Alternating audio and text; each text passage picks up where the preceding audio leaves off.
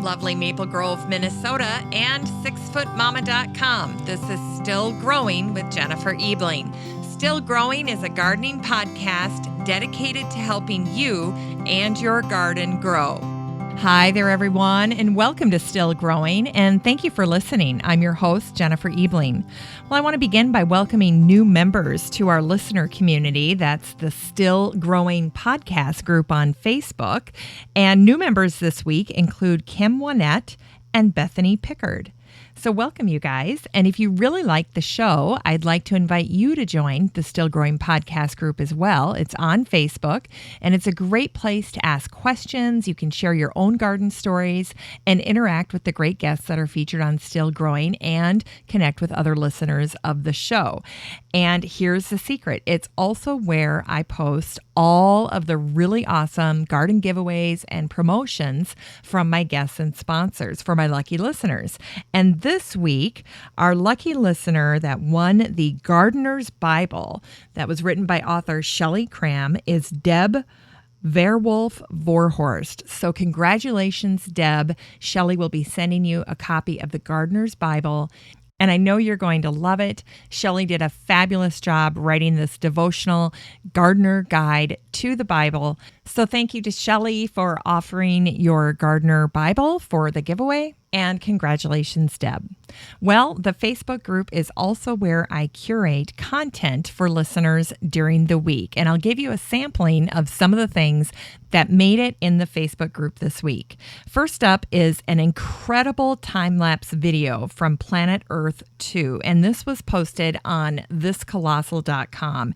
And they shared this stunning time-lapse footage from Planet Earth 2 series. It's a series that's on BBC, and it captures a wide variety of unusual fungi as it blooms at night. It is completely mesmerizing. Then woodlandtrust.org out of the UK posted a piece on foraging guidelines that is very, very helpful. It's a great post for foragers and gives advice on how to forage sustainably and responsibly to make sure that you are staying safe and within the law if you are a forager. There was also a fascinating article that appeared in medievalist.net. Now, this piece was originally written in 2014 by Alan Tuwade, but it's all about how plants were illustrated in medieval manuscripts. And this was very important work because, of course, medicine and doctors of the time would rely on these manuscripts when they were making decisions about how to use plants and herbs to treat people. I also shared this really great Facebook post from Christopher Kimball's Milk Street, which is the new magazine that he is debuting in 2017. And I'm so excited for it. I've loved everything that they've done so far with their blog posts and their website. And this was something that they had shared on their Facebook page. They showed 5 pictures, kind of a glimpse behind the scenes of Milk Street's editorial director, who recently traveled to Mexico to cook and learn at the side of Diana Kennedy. So for decades, she's been chronicling the cuisines of her adapted country, Mexico. She's English, but she moved to Mexico in 1957, and they said she is a fount of knowledge. So in addition to teaching them everything from how to properly toast a tortilla to how to draw the deepest flavors from chipotles and adobo, she gave them a great tour of her kitchens and gardens. And then they'll be sharing 2 of her recipes in the next issue of Milk Street magazine. But you've got to see these pictures. They're absolutely stunning, totally gorgeous, amazing. And I'm really looking forward to seeing more in their upcoming issues. So that's also a great thing, a great place to follow on Facebook. If you want to have some really positive, fun things showing up in your Facebook feed, go to Milk Street Kitchen, like and follow them. You'll be able to see all of this great content that they're sharing on their page. Well, TechCrunch this week featured a smart garden. It's called the Smart Garden 9, and it's a self-contained kitchen garden, an indoor garden for herbs and vegetables. And it's a really interesting article because when they last met, this company called Click and Grow, they were selling a massive wall garden that was designed for indoor gardening. But their new product, this is all about their new product called Smart Garden, is a self-contained kit. It's a pod. It's a kit pod for growing fruits, vegetables, and herbs, and it costs $129 on Kickstarter. And the system is pretty simple. You fill the water tank, you place small pods of soil, nutrients, and seeds in the unit, and then you turn it on. And it's automatically lit by a series of LED lights. And then the lights are able to be raised as the plants grow. So the entry level gets you all of these lettuce pods, but there's also seedless pods, so you can grow anything you want. So what caught my attention about the Smart Garden was the very last paragraph in this article. And it said the company raised $4.1 million from investors, and the Smart Garden 9 starts shipping next July, so July of 2017. And the TechCrunch writer was super excited about this kit. He said it looked like something that Apple would have made if it liked tiny peppers. And he said, I totally approve. So I'm very excited to check this out next year. Now, Eric Sanrud and our friends over at Mighty Axe Hops have been sharing really incredible images from Ben Boo, one of their founding partners, on his trip to Eastern Europe. And yesterday, they shared his final stop in Poland. He was at Big Paul's farm, who apparently is the king of Polish hops farming. So he's seen working the baler, and then there's a couple of images of the actual hops farm itself. And this trip looks like it's been really, really awesome. So Mighty Axe Hops is another great page to follow on Facebook because of the content that they share. They do a really great job of sharing what they're doing behind the scenes, as well as sharing information about hops farming in general. On the recipe front, I passed along something from Lori Neverman of Common Sense Homesteading. She was previously on the show, and she shared her Grandma Catherine's old-fashioned carrot cake recipe. Then House Beautiful magazine shared Sophia Loren's tiramisu recipe. Sophia Loren wrote multiple cookbooks and was an expert home cook in addition to being an actress. And then the Washington Post had put the call out on Instagram for Thanksgiving recipes, and they sifted through more than a dozen photos and came across a simple yet tasty Norwegian recipe from Marissa Hermansen Mumma, a resident of Richmond. And Mumma submitted a photo of lefse, and she was planning to make it for the very first time this Thanksgiving with her Nana Sue. And she wrote, back in the day when my Nana Sue lived in Minneapolis, Minnesota, she used to make lefse using leftover cooked potatoes from Sunday dinner. It's something she and my mom grew up eating, but it was never part of my upbringing. She had written that she had made it herself, but never with her Nana Sue. So for this Thanksgiving, for the first time, they were going to make this lefse together. Anyway, after she tagged the post in her recipe through Instagram and then shared her story, their deputy food editor and recipes editor, Bonnie Benwick, tested it in their food lab. And then they live streamed this on the Washington Post's food Facebook page, another great page to follow. Speaking of following pages, the botanic gardens across the United States offer a lot of great content on their social media. The Cheyenne Botanic Garden had these fantastic pine cone turkeys that people could make for Thanksgiving. And then the Chicago Botanic Garden had this placemat, a printable placemat. And it was designed like one of those coloring book pages that you see all over the place. And it simply said, thankful for pollinators. So it had all of the food items that you might see at a Thanksgiving table that come from the garden. So it was a great printable. And along those lines, the Xerxes Society had posted a Thanksgiving message that simply said, cranberry sauce, pumpkin pie, green bean casserole. Without the help of our pollinator pals, Thanksgiving would be no fun at all. Well, that's it for curated content in the Facebook group this week. And again, don't forget that you can join this group. You just have to go to Facebook and type in Still Growing Podcast Group and then click to join. And once I know that you're not a spammer or a robot, I'll admit you into the group. And you can read great content like this and interact with guests of our show. Today's show is featuring the Chicago Botanic Garden. And I was so blessed to get a chance to speak with Lisa Hilgenberg, the lead horticulturist of the Regenstein Vegetable and Fruit Garden. But first, Jodi Zombolo is going to walk us through some of the marvelous events that are available to the public. It really is a wonderful place to visit. Well, welcome, Jodi. I'm so excited to get a chance to talk to you. Why don't you tell us a little bit about yourself? Okay, thank you. Thank you for having me. It's nice to meet you. My name is Jodi Zombolo. I am Associate Vice President of Visitor Events and Programs here at the Chicago Botanic Garden, which basically means that my department is in charge of all of the public events that we put on here at the garden, whether they are free or ticketed throughout the year. Free or ticketed. And how many big events are you putting together in a typical year? Right now, we're putting together about 3 major events during the year. So right now, we are working on Wonderland Express, which is our holiday event, and that runs November into January.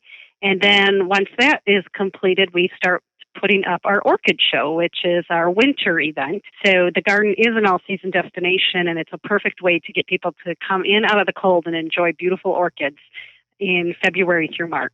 And then after the orchid show, what's the other big event that you have? So after the orchid show, we begin to work on our summer programming, which just includes like musical evenings, farmers markets, flower shows, things like that just are spread throughout the summer season. And then we start gearing up again in the fall for a big event that we just had this past year called Night of 1,000 Jack-o'-lanterns, which was a huge hit. It's a 4-evening event where you can stroll through the garden at night and see huge artistic jack-o'-lanterns that are carved for us. And it was a great big hit, so we'll definitely be doing that again. And then, of course, once fall wraps up, we're back into Wonderland. So what did you call this event? The jack-o'-lantern? So it's called Night of 1,000 Jack-o'-lanterns. And yes, there are actually even a few more than 1,000 pumpkins on site here at the garden. And it was an event that we just started this past October. It's a 4-evening event, Thursday through a Sunday. And what we have are these about 60 to 70 large jack-o'-lanterns, like 150 pounds or bigger, that are artistically carved. So really intricate. And so artists sketch it out, and then they shave the pumpkins, and they scoop out the pumpkins and then put a light in them so it shines through. And then 1,000 little regular-sized pumpkins that are carved like you would at home. And it was a trail throughout the garden that took about maybe a half an hour to an hour to walk. Wow. And it was a huge hit. We had almost 21,000 people over 4 nights. Oh my gosh. Okay, we gotta back this up here a minute. So who is carving all of these? I'm thinking of my own family. You know how many years we just say, screw it, we're not going to carve the pumpkin this year because it's so much work. And you're carving over 1,000. Who is doing all this work? Well, we actually worked with a company called Rise of the Jack-o'-lanterns, and they're based out east, and they do this type of thing out east and out west, but this is the first that they've done in the Midwest. And they actually have artists that come in and sketch these pumpkins and then, shave and carve them, and then they're trucked here. The 1,000 smaller pumpkins were actually grown in Illinois, and then people just carved those on site. So they hired some temporary help once they got here, and just kind of, carved those and got those out in 2 days. And then we set it all up, and people came. It was great. Oh, my gosh. Well, listen up, other botanic gardens. This sounds fantastic. Okay, now here's an interesting question. You have to light them all. What kind of candles did you use, and how long did it take you to light them all? Battery operated. That's the key word. No, you did not. So, really? Yeah, we did. Well, you don't, you risk if you are lighting them with candles, the wind, it's windy out here. And at night, you can't be going around relighting them every time. So they being the company that we worked with, there was a person here on site, and he and his crew would go around each evening and put the lights in them and charge them up or hook them up. Some places we had electricity, some places they were battery operated. And then we were good to go. Holy Toledo. I can't even imagine it. Was it gorgeous? Did you guys take a lot of pictures? We did. It was great. You could probably go online and check those out from this past October. But it was just a big hit. We had different sections So there was like a sports section. We wanted it relative to the Chicagoland area and to the garden. Okay. So we did a sports section relative to all Chicago sports. We did a plant section. Of course, being a garden, we have to do that. We did Chicago icon section, Wow. Day of the Dead, and then, of course, just classic Halloween things. And it was the 50th anniversary of It's the Great Pumpkin, Charlie Brown. So, of course, we had to have that in there, too. Oh. Well, it was Jodi, really great. The crazy thing about what you do is that, of course, you want every event to be a smash hit like this was. But the downside is that you probably have to do it every year if you really do knock it out of the park. Yeah, absolutely. We were signed up for next year and ready to do it. There were some long nights, but it was worth it. It was great. Yes. Wow, that's fascinating. Well, I wanted specifically to talk to you about this Wonderland Express as well, because this is something that you guys have done for a long time and you do it very well. Give us kind of a high-level overview of maybe how it got started and what it's all about. Okay. So we are going into our 11th year for Wonderland Express. It's become quite the family tradition here at the garden. And how it began is we have an outdoor railroad garden, and that's a big hit, and that's been around for over 15 years. Within the garden, not only are the trains, G-scale trains, but also landmarks that were built by a company down in Kentucky made out of all natural materials. So when you go through that garden was such a big hit, and we decided, how can we drive people here during the holiday? They love the trains. Let's bring that inside and make it a winter holiday exhibition. So we worked with the same company. We got a whole new set of buildings. The ones in Wonderland Express are Chicago landmarks, and we have over 80 landmarks within the exhibition and about 10 trains that run all throughout. The major portion of it is in our Nichols Hall. And then, of course, you showcase the incredible horticulture. It's just a great family tradition. And we, average about between 50 and 55,000 people per year over a 6-week stretch of this show. That's fantastic. Well, what I love about these types of gardens is they're kind of like a fairy garden in a way, but very, very specific to the holidays. And then, of course, with the trains.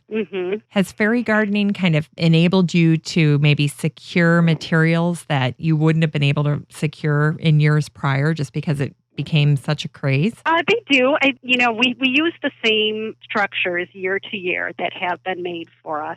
But you will always find something different in how we place them or where the bridges are, and we do things to scale as well, not only with the buildings and the trains, but then our horticulturists will plan the plants as well and get some trees and plants that look like trees, so they're in scale with the buildings, and it just creates, a wonderland. And you can come every year for the past 11 years, and you still will see something different because it's never exactly the same. This helps draw people to the Botanic Garden, right? Because they'll come for that, but they may end up doing a greenhouse walk or a garden tour in other areas of your Botanic Garden that they might not otherwise see, right? That's true. And it depends, of course, on the weather because we are very weather-driven here. So we've been lucky the past few years that it's been pretty nice for the majority of the exhibition, and people do take advantage of that and walk around, and especially if we have a first snow. The garden is beautiful when you have a first snow, so people will definitely do that. But then, of course, this is an all indoor event, so it's nice for those days when it's not so pleasant out that you can enjoy something indoors and you still get your plant fix, if you will, because there's so much horticulture. And then we have, along with Wonderland Express, we have other events that are part of it that, help drive attendance and give people other options to purchase tickets for events that include Wonderland Express but kind of go above and beyond. Oh, wow. Tell us a little bit more about that. Sure. So we have a Christmas concert, a Hanukkah concert, breakfast with Santa, which is almost sold out already. That's our most popular one. We have a holiday cheers, which is a cocktail tasting event. That's always fun. And then some other free things that we include during Wonderland Express, like ice sculpting, a movie. You can go sit in our auditorium and watch some little half-hour holiday movies. We have caroling and different things like that. A holiday market where you could do some shopping for the holidays. So there's all different kinds of things that go on just as well. And for people coming from out of town, the part of the Wonderland Express that they might enjoy the most would be the fact that there are lots of areas that are set up to be almost like a miniature Chicago. Yes. So when you enter the exhibition, you're first welcomed by just the gorgeous smell of gingerbread. We brought back the gingerbread village this year, which we had not had for about the past 3 years. So we brought that back. And then when you begin to get into the train part of it, it is as if you are walking or driving from the south side of Chicago to the north. So, you're going to see the museum campus, you're going to see Millennium Park, and you're going to see all the bungalows and Chicago Stadium. And then as you gradually get in, there's the great big Michigan Avenue downtown scene, which is always a big hit. And this year, we have a special appearance from the outdoor railroad garden, which is Wrigley Field. We can't have Wonderland Express without Wrigley Field and the World Series champions Cubs. Absolutely. Wow, that'll be exciting. Yes, I think that's going to be a huge hit, and I think that's going to rival the downtown scene for people stopping. That would be a great thing for people visiting Chicago over the holidays, just to swing in and take a look. Absolutely. And there's music in the background. And then as you go out, you go into the North Shore, and there's an Old English train platform. So it's really a great time. And then on certain days, we also have family drop-in activities for the children. So it gives them something to do as well. And you're open, is it daily 8 to 5? So we are open from November 25th until December 15th.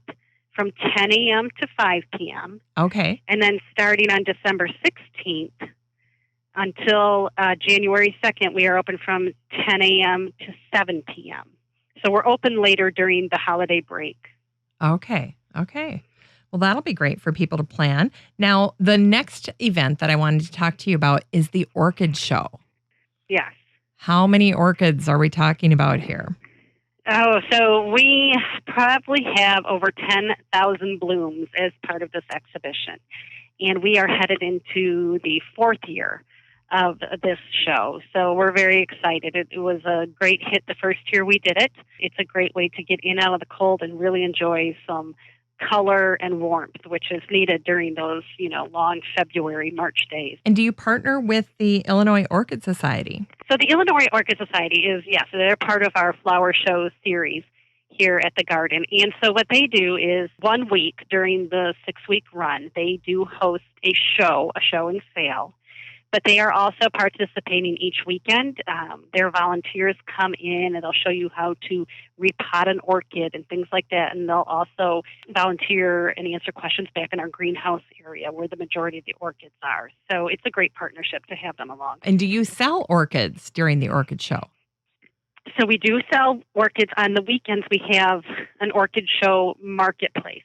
So on Saturdays and Sundays, various vendors will come in and sell orchids or orchid-related artwork or things like that. And then what can beginners expect if they've never gone to an orchid show? What do you do? What's it like? And are you able to learn about how to grow and care for orchids? Mm-hmm. Yes.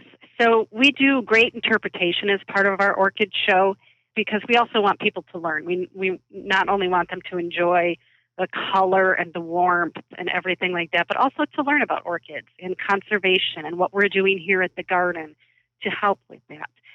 This year in particular, we went with kind of a fun theme, which is orchids in vogue. So you'll see a lot of interpretation about how orchids have inspired modern culture, whether it be through artwork or corsages or books, different things like that.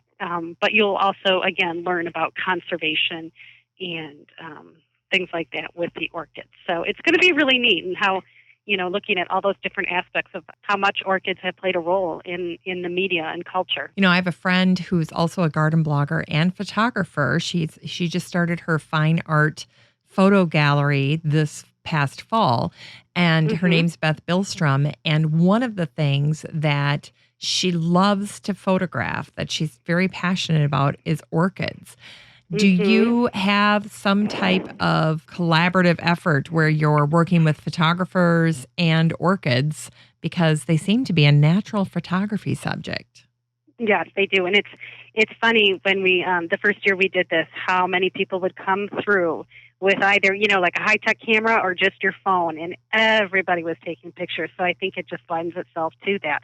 We do have, for those photographers that are very serious and have the tripods and things like that, we do limit the hours that they can come in, only because with tripods, you can kind of, impede the traffic flow and what people are trying to see. Oh, sure. But then we also offer some packages to come in as a group before the orchid show hours. So, and one of our volunteers here at the garden is a photographer, and we worked with her 2 years ago and have these gorgeous prints that we display in our Crable Gallery during this time of year, which are always a big hit. So do you guys have any idea of how many people come to the orchid show every year? Yes.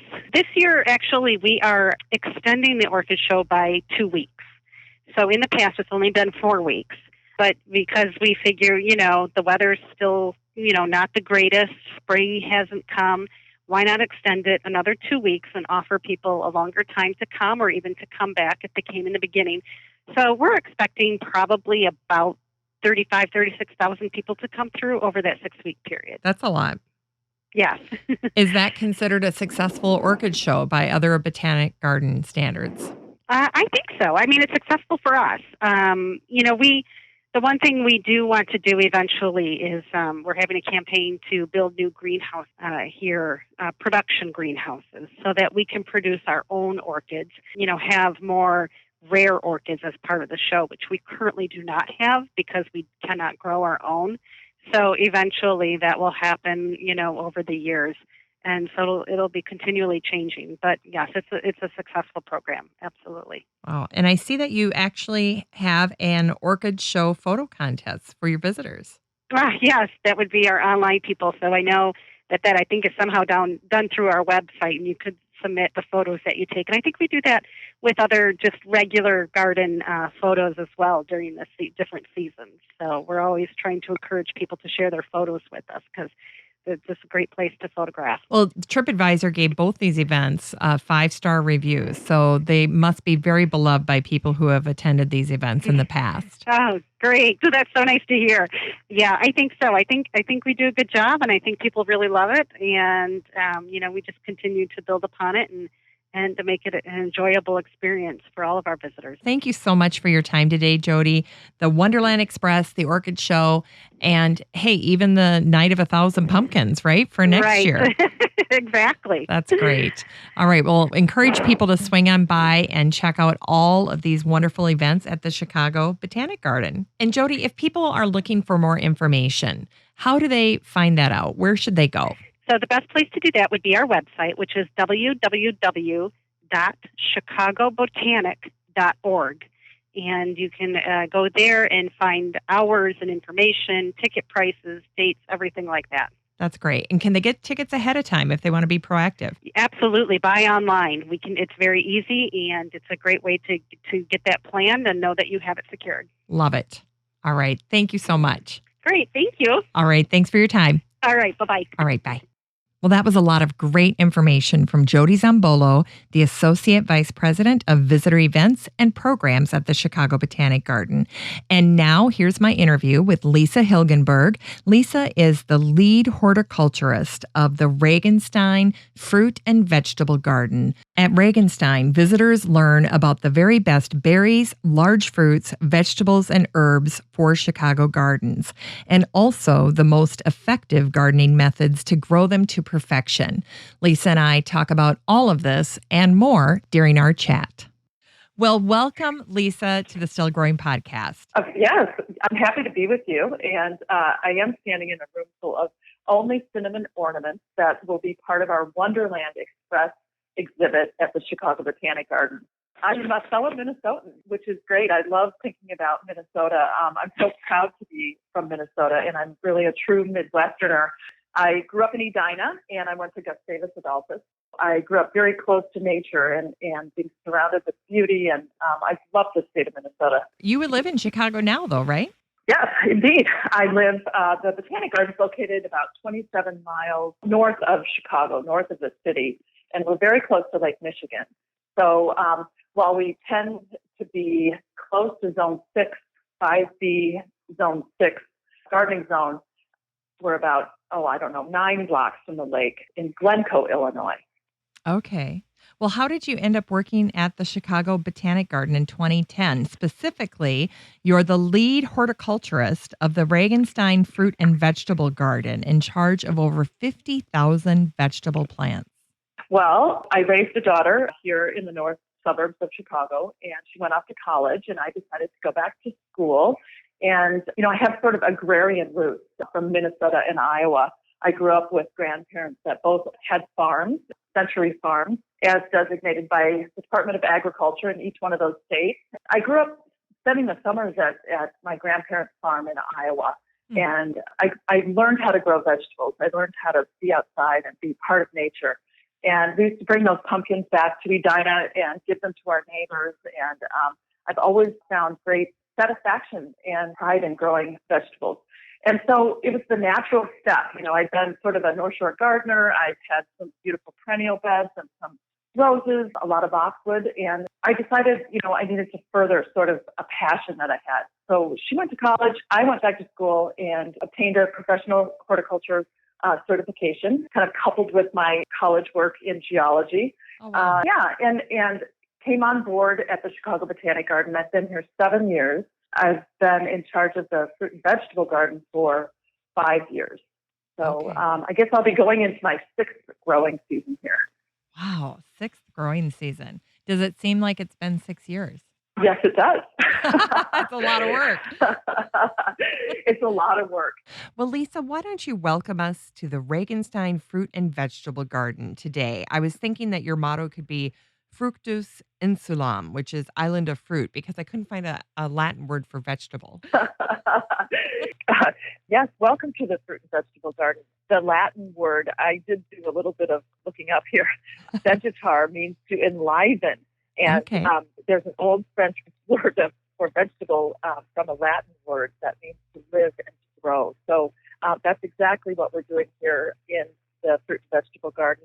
We have 3.8 acres of edible landscaping that's situated on an island, which does certainly help me with pest control.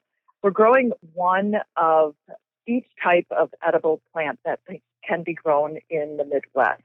So I have a collection of permanent plants as a living museum that is made up of about 600 taxa.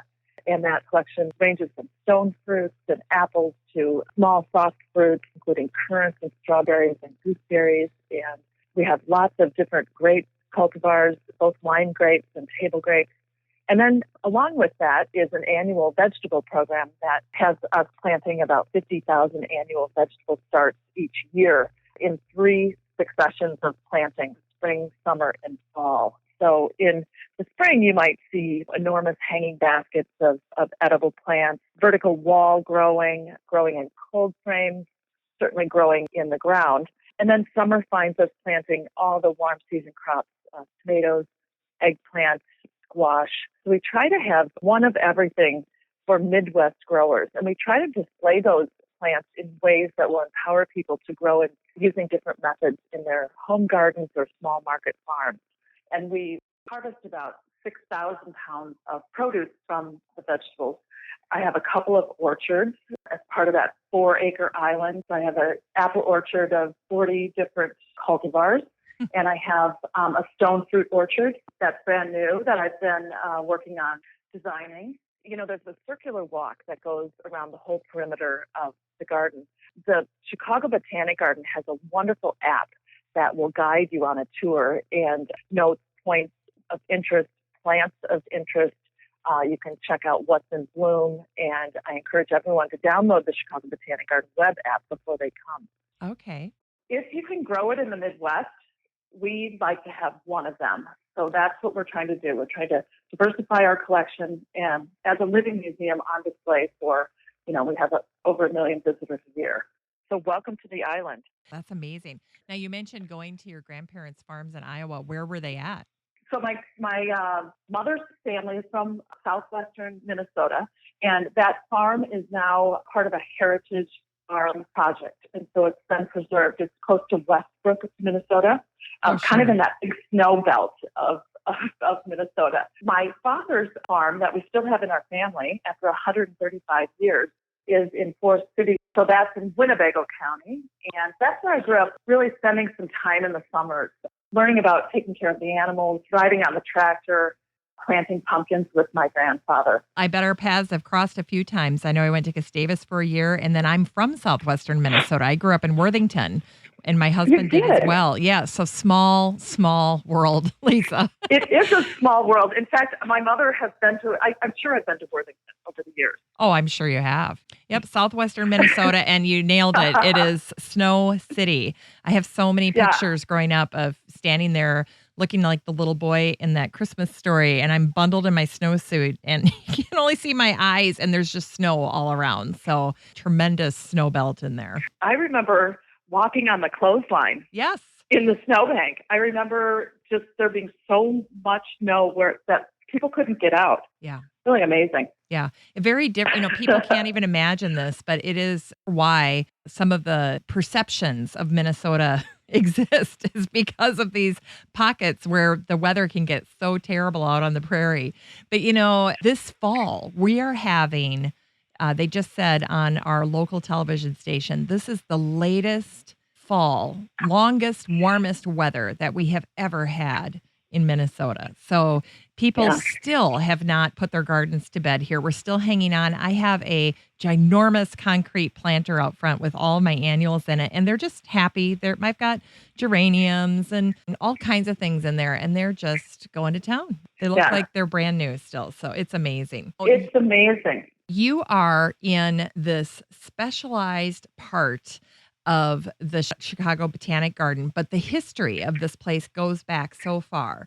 In fact, it can trace its origins back to the Chicago Horticultural Society, founded in 1890. And I loved the old motto that they had. They had Herbs in Orto, meaning city in a garden. And the society hosted a nationally recognized flower and horticultural show. And you and I were talking in the pre-show chat that there is this fantastic book that has many images, and it's a gorgeous book that would have some of the history of the Chicago Botanic Garden and specifically this Horticultural Society. Can you tell us about that? Sure, absolutely. The book is titled Chicago and its Botanic Garden. And it's a beautiful, big coffee table book. It's the Chicago Horticultural Society at 125. So it's the 125th anniversary book, all about the history of this organization. Kathy Jean Maloney wrote it, who is a wonderful Chicago historian. I might just read one little section in the preface. In 1890, in a small meeting room in the now defunct Sherman House Hotel in downtown Chicago, a civic-minded group organized the Chicago Horticultural Society for the encouragement and promotion of the practice of horticulture in all its branches and the fostering of increased love among the people. And I think that the Horticultural Society has been in spaces down on Michigan Avenue in Chicago, and then eventually through a partnership with the Forest Preserve of Cook County was able to develop a beautiful botanic garden outside of the city in about the mid-70s. The garden area where I work was developed in the mid-80s, early to mid-80s. And so we're a relatively young garden in terms of property, but the history of the Chicago Horticultural Society and the importance that it's meant to Chicagoland gardeners is certainly in place. And I think that's been evidenced in what I've been able to research through my work, some of the historical varieties that you would have found at important times in Chicago history, one being during the Victory Garden time in World War I and II. Really, we were able to come up with all kinds of Vaughn Seed House catalogs and Burpee and some of the catalogs that were making these seeds and plants available to Chicago gardeners. So the Chicago Horticultural Society was celebrated a year ago for its 125th anniversary, and the book is a wonderful perspective on that time and the importance of this garden. And potentially a great Christmas present idea, too. It's that gorgeous. I know I'm going to be checking it out. You know, one of the things that I thought was so fascinating, as you and I were talking before this show, that it just has not been that long. It's been, 50 years at most that the Chicago Botanic Garden has been in place. You guys are probably coming up on your 50th anniversary here soon. Yeah. But yeah. And I was just going to say, it's been interesting to travel through time and sort of plant plants in ways that are interesting to American gardeners. And so that's been sort of a personal interest of mine as I've traveled parts of Europe and through this country to just look at different planting patterns and the importance of vegetable gardening as sustenance and how those plants were laid out. And I think that ties into sort of the Victory Garden time. And we try to display those themes and techniques in the Botanic Garden out in our fruit and vegetable garden so that people can nostalgically connect with some of those times and plants. It's a busy place. I've said this over the years, but I'm sure that every single one of those million visitors that come to the Chicago Botanic Garden eats. And I'm certain that most of them come out to the fruit and vegetable garden to see and sort of be inspired and to grow and eat vegetables in different ways. People need to truly appreciate the fact that this botanic garden is really on an island, which has to do a lot of wonderful things for you, especially in the area of pest management. Unless they're willing to swim to get there, they're not going to get to your garden. That's true. Yes, being an island certainly helps with pest management. Although I think this year, the avian marauders have been bigger trouble than anything else. The pairs of mallards and the geese, and then just the shoreline birds, sparrows and things have really nipped at some of our brassicas and some of the vegetable plants in the garden. It's a battle with nature, and because we're growing organically, we're following USDA protocol for organic growing. We have to tolerate a little bit of that damage, but we're using a monofilament wire and post set along some of the shoreline plantings that we need to protect. So we have a terrace in particular that we like to protect all season long. It's fully planted still, but it has this nice wire that would sort of catch a goose right in the neck area and just deter him from coming up to have a feast. Oh, that's clever. Do you have to worry about flooding? The water does fluctuate in level, so it's a very functional system. We've just renovated the shoreline, and we've put in semi-aquatic planting shelves on many sides of the shoreline so that the island stays intact. We're not losing any soil.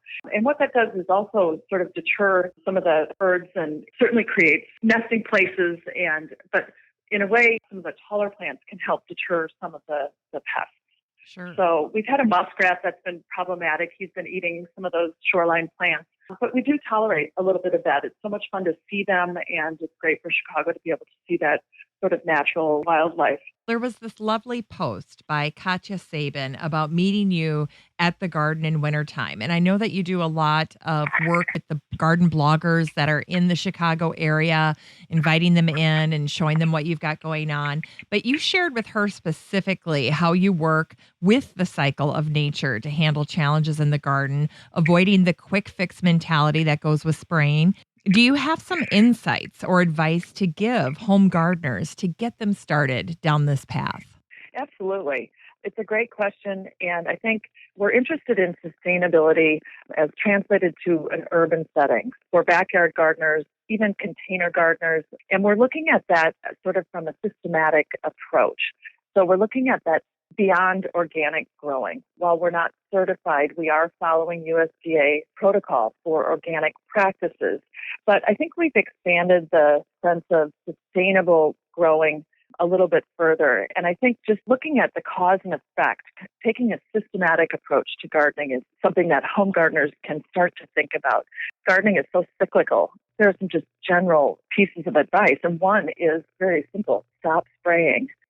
Stop spraying herbicides and pesticides until you really know exactly what you're up against. I think that by watching the cycle of nature and becoming a weather watcher, learning about pest cycles, you can focus on feeding the soil rather than troubleshooting on the plant or feeding the plant. We're displaying practices of no-till So we're teaching people how to broadfork.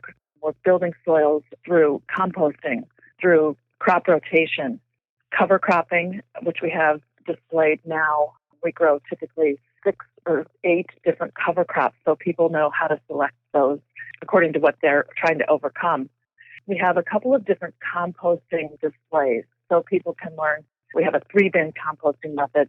We're displaying a few ideas as far as that goes. We're also doing an interesting water project where we're conserving water and using sustainable watering practices for all of these plants. We have a rainwater harvesting tank that's on the roof behind our garage, and on the roof of the garage is a solar panel that powers that pump, which takes the water out to some of the small fruit beds in the orchard. And that's a great way for a home gardener to start thinking about saving water and watering at the right time of day. So we're interpreting some of these concepts garden-wide. So that's a very long answer to your question. Well, people have to understand that there really is a multitude of other options that substitute for spray. And it's hard sometimes because we always like that 1-to-1 ratio. Well, if I'm not spraying, then I'm going to do this. And there's more than just one option available to people.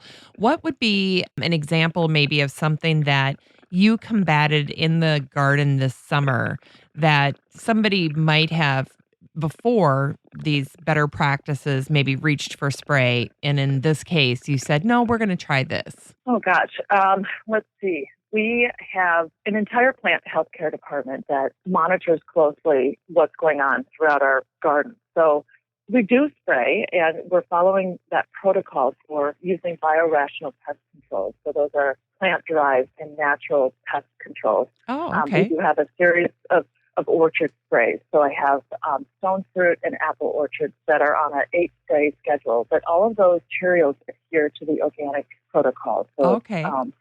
They're OMRI approved. The Organic Review Institute is a group that's associated with the USDA, and they certify or recognize products that adhere to that practice. So if a home gardener goes to the garden center and looks for the OMRI sticker on a bag, OMRI, that's a good thing, and they're following that protocol. As far as annual vegetables, we do a weekly spray of BT on brassica when we start to see cabbage moth and have problems. The other thing I think a home gardener can really think about maybe studying or practicing is planting the right crop at the right time. So planting cool season vegetables when the time is right. Yes. So April 15th in our zone 5B to 6 garden is perfect timing, and you can beat a lot of the problems because certain pests have not shown up. The temperature hasn't been warm enough yet. Another technique that we use is just making sure that all the crop residue is cleaned up from a garden and making sure that any overwintering habitats are cleaned up. Grasses and potential piles of leaves and things are taken away. Overwintering insects can be a problem. So we want to make sure that the garden is really cleaned up and put to bed for the winter. Okay. So you cut your grasses down then? No, not necessarily. I think there are areas that we keep up for the winter. I think that winter interest is subjective. Okay. I think each gardener needs to make that decision based on what plant we're talking about and what the interest is. For us around vegetable beds, we make sure that everything is very, very cleaned up. I don't have a lot of ornamental grasses or grasses planted around those areas, so that doesn't seem to be a problem. I do have pollinator strips lining the shoreline and aquatic planting shelves filled with native plants, and many of those are cut back for the winter. They're plants that provide a bloom sequence for insects throughout the year, but then in the fall we do cut them back last thing at freeze time in December. Clean that up. Okay. That's interesting. Well, I love that picture that I saw of the cold frames that are on your property that these carpenters had built. They look absolutely deluxe. They have these hydraulic lift lids and heating coils. How do they work?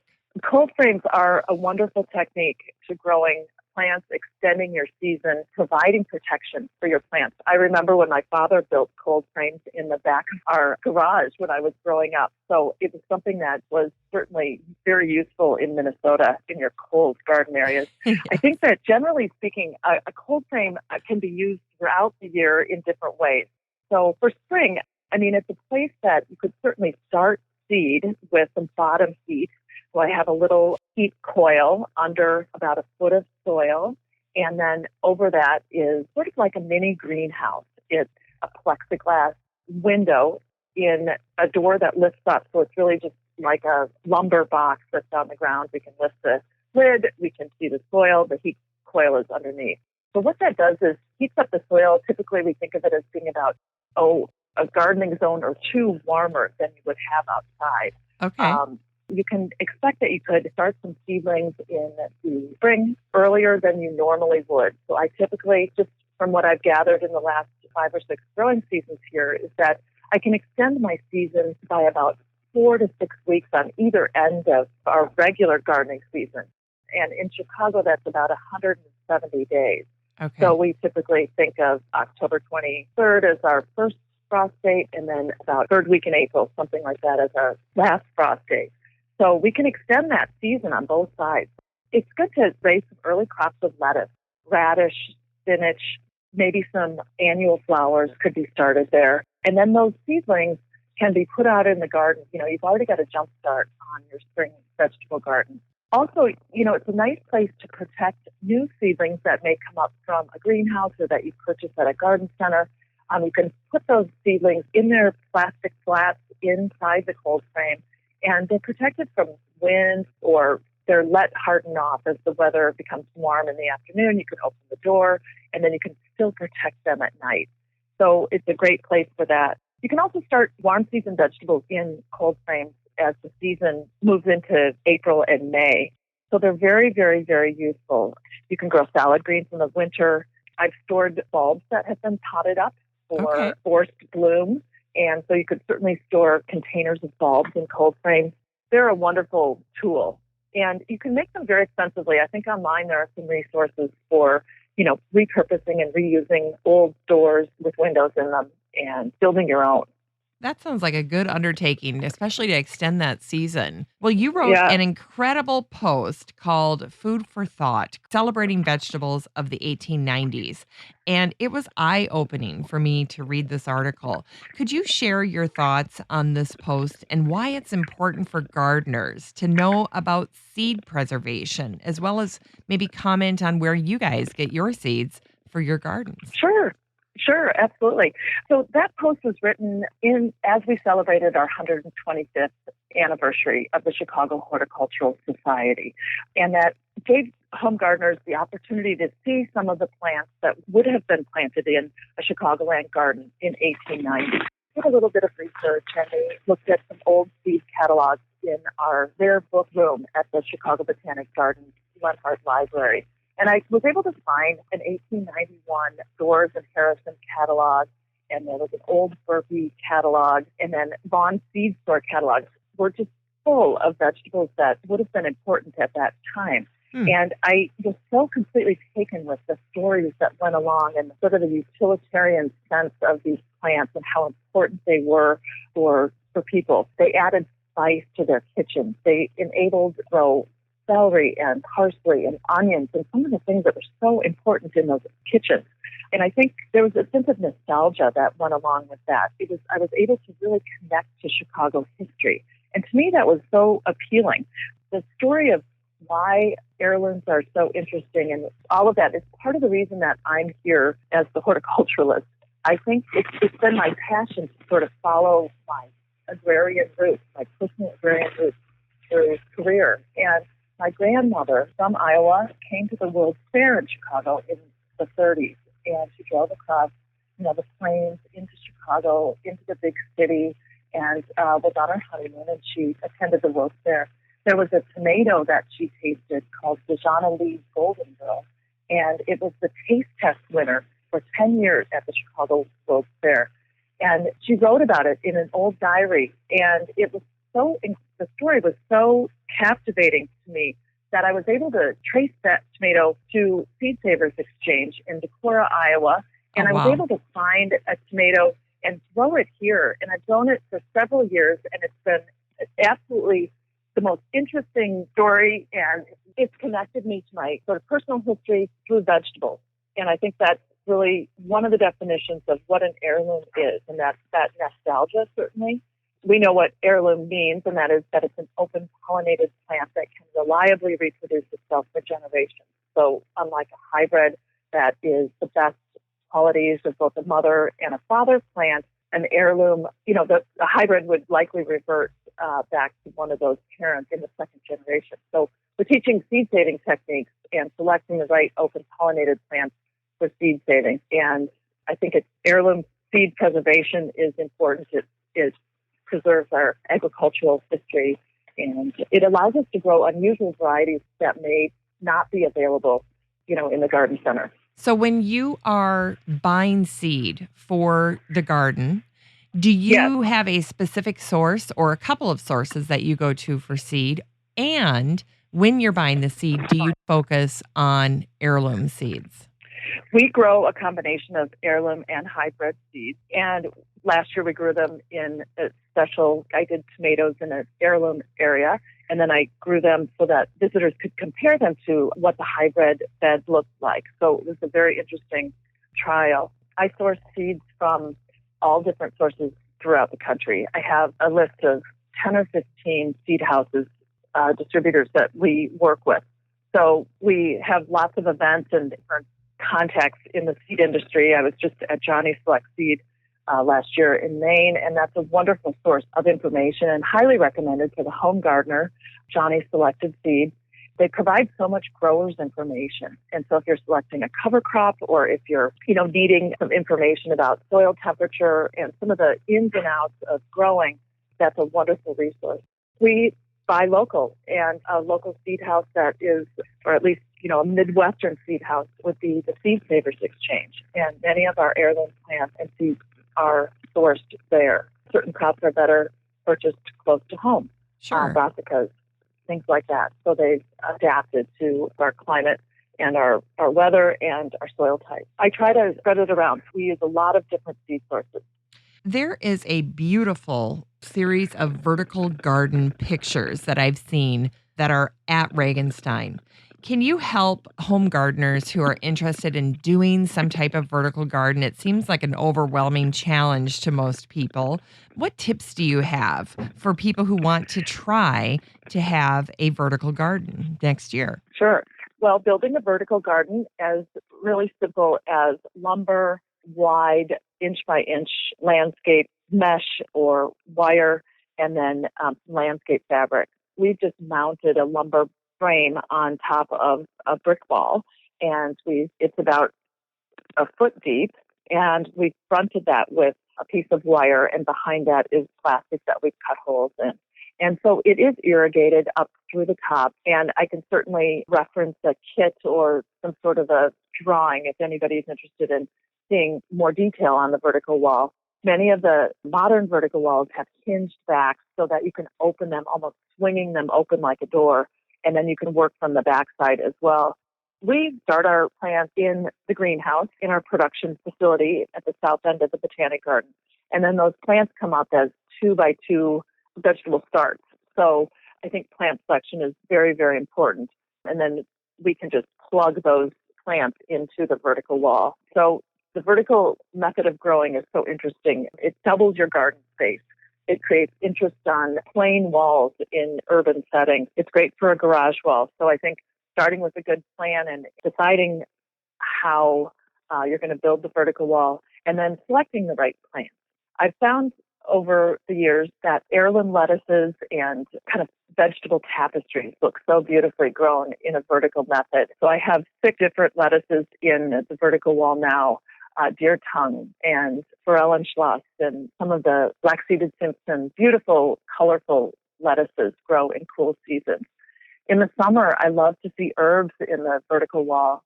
Oreganos they root in so deeply and strongly, and so they're a wonderful selection for the vertical wall. Thyme is great. And then I've also grown strawberry, which kind of hangs down and is just charming in the vertical wall. And we just typically take care of it by grooming the plants and making sure that they're in good form. We can harvest from the outside leaves of those plants to keep them growing.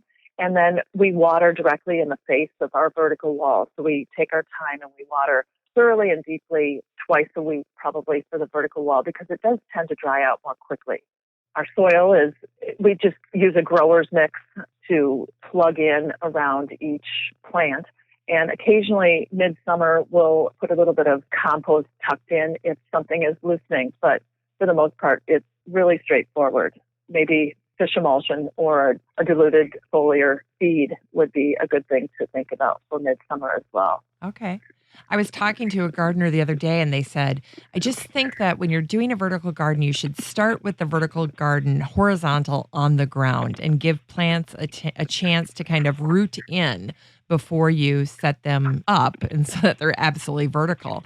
Do you guys do that, or do you just go right at it? It's vertical, you've got the wire, you've got the plastic, and you can just start putting plugs in, and you don't worry so much about giving them time to root first. The vertical wall is a permanent fixture at the Botanic Edge, so it hangs on the wall all year round. Okay. So the plants that we place in the vertical wall, we don't direct seed in the vertical wall. We plant plants that have been grown on greenhouse benches, so they've been growing horizontally, and then we kind of plug those into the openings in the permanent vertical wall. Okay. And then like now that the growing season is pretty much done, do you empty out everything? Like, do you take out the soil? Just start with a totally blank canvas next year? Or do you just take out the plant material? We pull out the plugs. We take out the soil block and the plant material, or we've harvested all of it. And then some of the soil stays behind. It's deep enough that your hand won't fit in all the way. So yes. I think home gardeners have made vertical walls out of pallets, yes, which is a great depth. Lettuce is fairly shallow rooted. So if you have a narrower vertical wall, you might select lettuces. Certainly stay away from root vegetables. Yes. And annual flowers work really well in a vertical wall. Pansies, parsley is another plant that has been really wonderful. Yeah, so I think I would install the vertical wall, and then, it becomes heavy once you've planted it, if you're planting it on the ground. So yes. I would install your vertical wall where it's going to be, and then I would plant some vegetable starts in it. Okay. Now, you have some vegetable classes that you offer. What are some examples of things that people can learn by coming to some of the classes that are offered at Regenstein? Sure. So the Joseph Regenstein School of the Botanic Garden has incredible offerings, and I encourage anybody who's interested in the variety and the depth and breadth of these classes to look at our website. I specifically teach some basic vegetable gardening classes.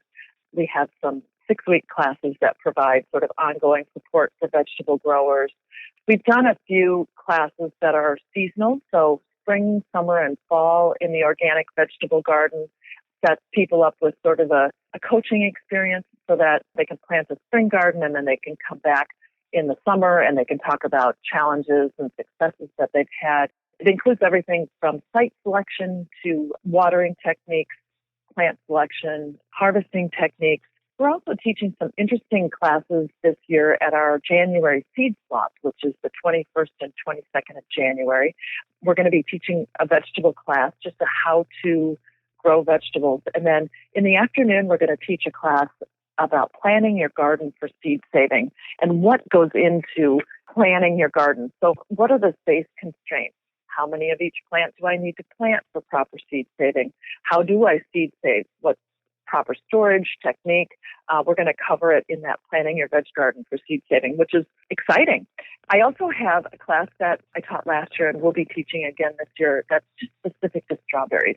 So it's just growing strawberries, and it's a class on a Saturday, and it starts sort of in the history of strawberry hybridization and how that strawberry became so popular here, why the French kings loved it so much, and just the challenges in growing strawberry, the transportability, disease pressures, and every student goes home with the techniques to plant strawberries in different ways, and they go home with a bunch of bare root strawberry plants. Oh. So I feel that if you put plants in their hands, they're going to be destined to go home and start their garden then. So growing strawberries will be a lot of fun again. Yeah. Now, my other question for you with regard to strawberries in particular is, how concerned are people about the spreading issue with strawberries? Because they can take over so quickly. Cultivar selection would be the most important thing when it comes to growing strawberries. There are many wild strawberries and different species that can be very problematic in the garden. So selecting the right type of strawberry would be very, very important. There are June-bearing, ever-bearing, day-neutral. Strawberry is a wonderful plant that can perpetuate itself, and I think California growers see that as a benefit because the June-bearing sends out runners, and they can, grow the June-bearing strawberry for several years just because they can propagate it themselves through that runner. So selecting the right type of strawberry is really, really important from the beginning. If you have a strawberry that you're interested in growing, an alpine or some of the wild strawberries, you could certainly put it in an area that's a bricked-in area somewhere so that it won't spread. Yeah. I have a couple of areas here that are thick with, there's a weed that looks like a strawberry as well. So I think making sure that you have a June-bearing, which are the most delicious dessert strawberries. They produce once a year. They should be controlled the first year by removing the flowers and then allowed to fruit the second year because you'll have a really strong mother plant. And then they're ever-bearing and day-neutrals would be plants that would produce during the summer successively, or I guess in the case of day-neutral, twice a year.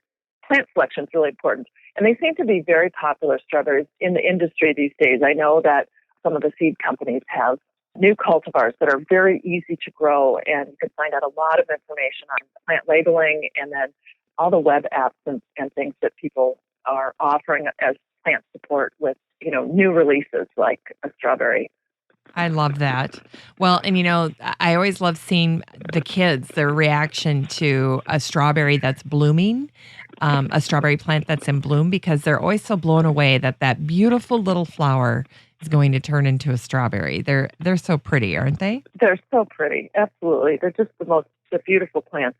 We have a strawberry that we found when I was looking at the 1890s project. We found a strawberry called the Marshall strawberry, and I found it in an old seed catalog, and it was a strawberry that was easy to grow, very productive, a June-bearing, delicious, big quarter-size or 50-cent piece-size strawberry that disappeared Victory Garden time to the 70s, was really unavailable in the marketplace. And it's something that we've been able to find again and are growing now. And we're going to talk some more about that this year, but we have a sort of plant conservation approach to this strawberry called Marshall, and it's a wonderful plant, wonderful June-bearing. I encourage people to grow strawberry because it's a great landscape plant. It's not only a plant that needs to be in a 4x12 vegetable bed, it could be an edger in a perennial bed. It could be grown in baskets or window boxes, or in our case, the vertical wall. So it's a flexible part of edible landscaping. You have written a post about gardening gift book recommendations. You did last year for the Chicago Botanic Garden. I read it. I thought it was a great post. Would you have a list of top 10 books that would make your gift list for gardeners this year that people could maybe look at and draw inspiration from? Sure. Well, I can share a couple with you. I've been reading the Plant Lover's Guide books this year, which is their Timber Press books, topic sedums, magnolia, dahlias. I encourage home gardeners and experts, people who are interested in just learning about another group of plants, to check out these books. They're a manageable size. They're packed full of expert information. So the authors are botanic garden professionals, nurserymen, growers, and the breadth of plant information is incredible. So the Plant Lover's Guide to Books. Gardening by Month by State, I think, is a wonderful approach for really specific information to your garden area, and that's Quattro Press. It has the Gardening by Month by State series, and I would encourage people to check that out. It's funny, when I was thinking about this question, I still go back to Rosalind Creasy's Edible Landscaping book, which is one of my favorites, and it lives on my desk and on my bookshelf. I have so enjoyed meeting her through the years and using her book. She's a landscape architect. She's a cook. She's a wonderful gardener. She's a photographer, and she has a beautiful aesthetic, and she's sort of the mother of edible landscaping in a lot of ways. And that book is just a coffee table book. It's just wonderful in the middle of winter to look at her color combinations and her culinary combinations. She plants the Asian garden or the pepper patch. So she's got some great ideas about using edibles. And then I'm busy reading the Seed Savers Exchange new book. It's called The Seed Garden, and it's a terrific book. The publications that are put out by Seed Savers Exchange are just top-notch, and much of the classes that we'll be teaching will be based on some of the techniques that we're learning from the Seed Savers Seed Garden book. Amy Goldman has a new book, an heirloom book that is exquisite. And I guess, too, just because I like him so much, is Craig LaHoulier's Epic Tomatoes. I've gotten to work with him in the last year, and so that book, I think, is a wonderful book on tomatoes. Again, on our website is the list of 10 books that we put together for last year, and then we had some success with that, so then we put together an additional 10. So you should find 20 available through the Chicago Botanic Garden blog site. Oh, that's a great list of resources. I love the list that you came up with, and I agree that the Plant Lovers books are fantastic. I interviewed Robin Parer of her Hardy Geranium book that was in the Plant Lovers Guide series, and that'll be coming out later this year, but that was a tremendous book. I absolutely loved that. They're so in-depth, and they really give useful tips just sort of for the group of plants generally, but then they go into this incredible detail about specific varieties. It's just incredibly helpful. I agree. Lisa, you and I talked before, and you had said that, in a sense, you are working a veggie fashion runway house here at the Chicago Botanic Garden. All gardens evolve, but when you think about the crop plans for next year, because they're already done, this design season is already wrapped up for you. What are you excited about as you look ahead to the 2017 year in the garden at the Chicago Botanic Garden? I think the reference to the fashion industry was really because we do our crop planning a year in advance. So like the fashion industry, I think gardening there are so many trends involved in that. So the idea that we put the plans for 2017, we finish that while the plants are in the ground in 2016. So for next year, we've planned a couple of really exciting plantings. We're going to grow many of the All-American selections, which is a group of plants that has been tested for garden superiority. And many hort professionals have tested those plants across North America. And we're going to have many of those growing throughout the garden area, and they'll be designated by signage. So that's a great way for a home gardener to look at a plant and know that it's tried and true and tested. And so they can, reliably count on growing that plant in their garden. We have also planned a Brazilian theme. So we're going to be growing many of the Brazilian crops, which will kind of open a hopefully whole new group of plants to many of our visitors.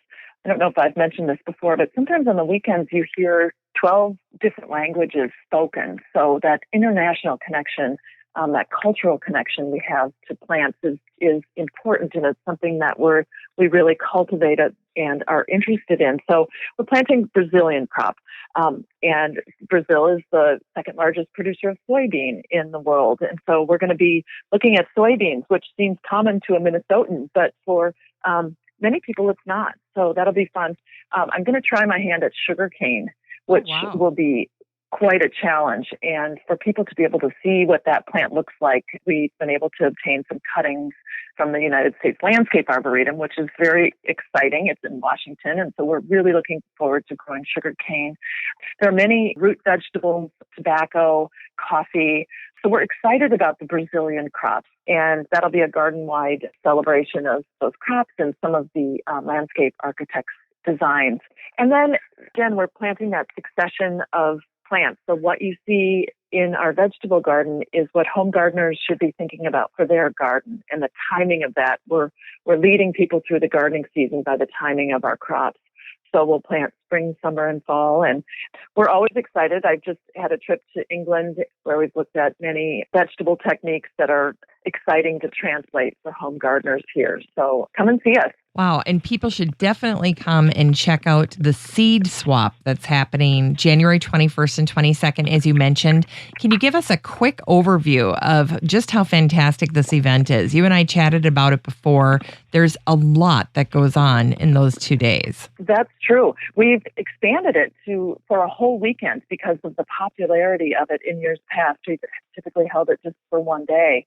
So this year it's going to be Saturday and Sunday, the 21st and 22nd of January. And the classes and workshops will be on our website shortly. And we ask that people register for those through the school at the Botanic Garden, but the admission is free. And so it's our 6th annual seed swap, and it's really a chance for gardeners to come together and share their seeds with us and learn more about starting seeds, saving seeds, and all the topics that go along with that. So you don't have to bring any seeds to swap. We'll swap with you and send you home with seeds. So many of the plants that we're growing here, again, the heirloom plants, the open pollinated plants, will be saved from the fruit and vegetable garden and then be available during the seed swap. And then the programming includes some of the classes that I mentioned earlier, planning your garden for seed saving, making seed balls, and there will be a family workshop. And then we're going to work on offering some tours of our seed bank and then have a film screening as well. So it should be a really interesting day. We have a seed historian coming who's done some work with the Pennsylvania Dutch area gardens in Pennsylvania. He's a very famous food historian and seed saver. William Weaver will be here. And so I encourage you to look at our website if anybody's interested in coming and learning more about seed saving. Oh, that's fantastic. Well, Lisa, if people want to get a hold of you, how can they reach you, and what's the best place to go? Because there's so many different aspects to the Chicago Botanic Garden. If they're looking up Regenstein and they just want to see Regenstein events, is there a specific place that they should go on the website? So the Regenstein School of the Botanic Garden is on one of the tabs. And so our website is so user-friendly, and I encourage you just to check it out. It gives you gardening info, plant information, opportunities at all of our different campuses. We're 385 acres here at the Botanic Garden with 27 display gardens. Wow. So the school and the new learning campus is just really a sight to see. But our website contains all of that information. The class list is there, and registration can be done on that as well. You know, at Chicago Botanic is Twitter handle. Yep. And then obviously our chicagobotanic.org is the website. If there is interest in reaching me, which would be great, I would love for your listeners to follow me on Twitter, of course, at Hilgenberg8. And I'm also on Instagram, and I'm posting pictures of vegetable varieties, what works best for us as far as techniques or varieties in the garden. And I can be found at Hilgenberg8 on Instagram. Okay, perfect.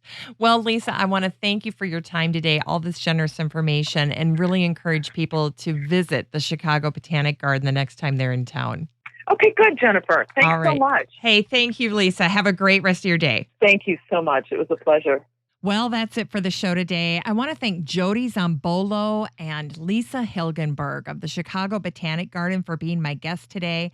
I want to thank my team at Podfly Productions, especially David Myers, my editor, who always does such a fantastic job, Ayn Kadena, who writes the show notes for the show, and Dave Gregerson, the project manager who pulls it all together and keeps me completely sane. And I owe Dave a debt of gratitude, because without Dave, I would have never gotten my holiday plan together, how I was going to manage production of the show, in addition to all of the things that I want to be able to do with my family over the holidays. So Dave walked me through that the other day. We came up with a great plan for our Christmas and New Year's shows, and I just can't thank him enough. Well, just a reminder that I'll have all of the generous information that these gals shared on the show today, Jodi and Lisa, and it's all going to be at my website at 6footmama.com. That's the number 6, ftmama.com. And all you have to do is click on the tab that says Still Growing Podcast, and you'll have all of the show notes for every episode right there.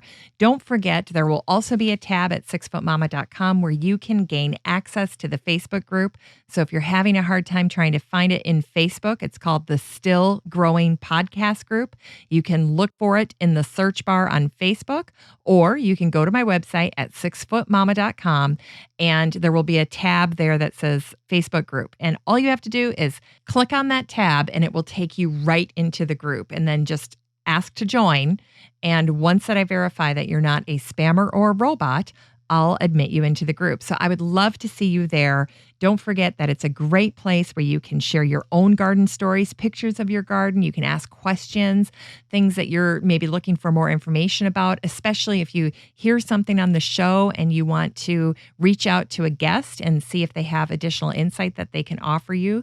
That's a great place to do that, because there are a lot of guests from the show that have joined the group. All the guests that have been on the show get invited to be part of the group, and they're also able to share any content that they have that they think you'd benefit from. So go ahead and check it out. It's also the only place where I post any giveaways for the show. So if you're interested in any giveaways that the guests or sponsors of the show sometimes offer, that's the place we go to find winners for those giveaways. So definitely check that out. I would love to meet you in the Still Growing Podcast group on Facebook. On next week's show, I'll be sharing my picks for gardener gifts for the holidays. I'm a shopper and I'm a gardener, and I'm putting those two skills together and creating what I hope to be the first of many annual shows devoted to shopping and buying things for the gardeners in your life, including yourself. So stay tuned for next week. Until then, have a great week, everyone. Still Growing with Jennifer Ebling is a 6footmama.com production made in lovely Maple Grove, Minnesota. Still Growing is a weekly gardening podcast dedicated to helping you and your garden grow.